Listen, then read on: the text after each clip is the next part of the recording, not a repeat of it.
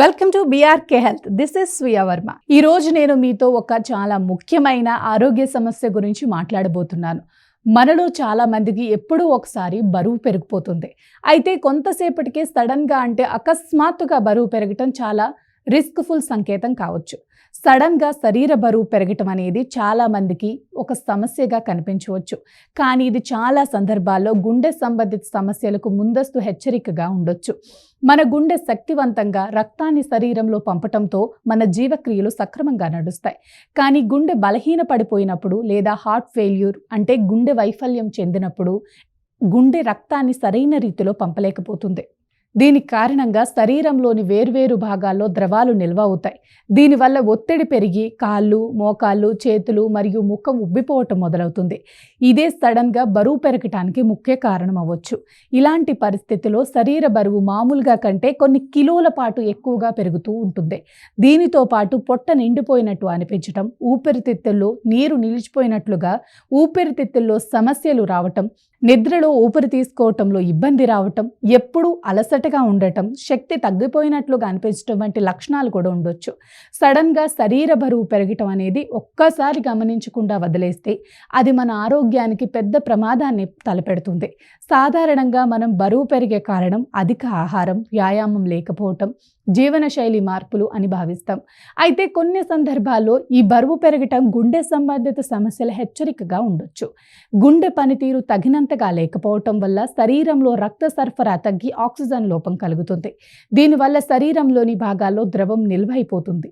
ముఖ్యంగా కాళ్ళు, మోకాళ్ళు, చేతులు, ముఖం పొట్టలో ద్రవ నిల్వ అయ్యి శరీర బరువు అకస్మాత్తుగా పెరుగుతుంది. ఇది ఎడిమా లేదా ఉబ్బరం అని పరిస్థితి.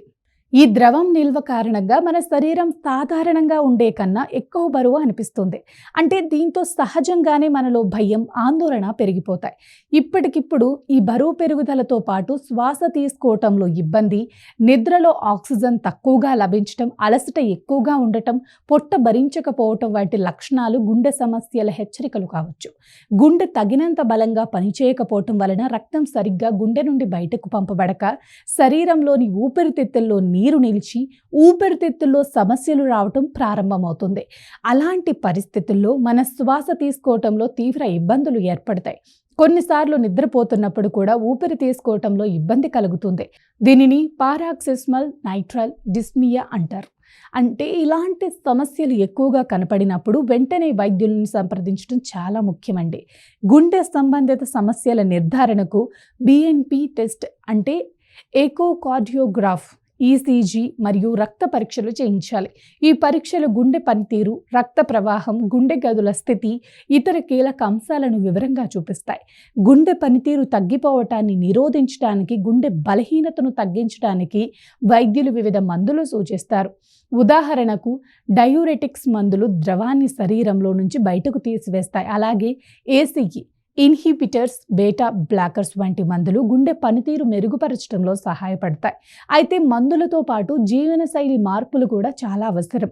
తక్కువ ఉప్పు ఆహారం తీసుకోవటం, అధిక శారీరక శ్రమ చేసే పనులు తగ్గించటం, రోజుకు కనీసం 30 నిమిషాలు నడక లేదా సాధారణ వ్యాయామం చేయటం, మద్యపానం, ధూమపానం మానుకోవటం, ఒత్తిడిని తగ్గించడం వంటి చర్యలు గుండె ఆరోగ్యానికి ఎంతో సహాయపడతాయి.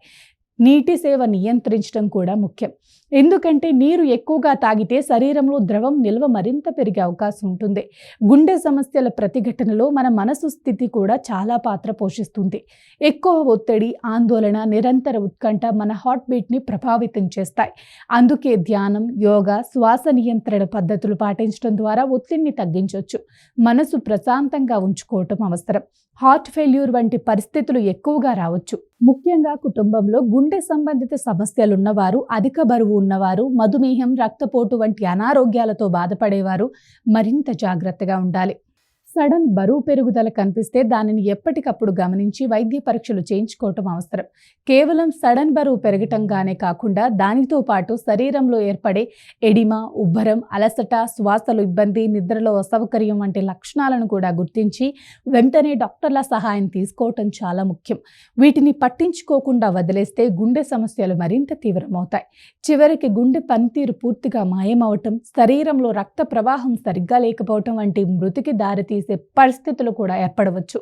ఈ సమస్యలను ముందుగానే గుర్తించి సరైన వైద్యం సహాయం తీసుకోవటం వల్ల, జీవనశైలి మార్పులు చేసుకోవటం వల్ల హార్ట్ ఫెయిల్యూర్ను నియంత్రించుకోవచ్చు.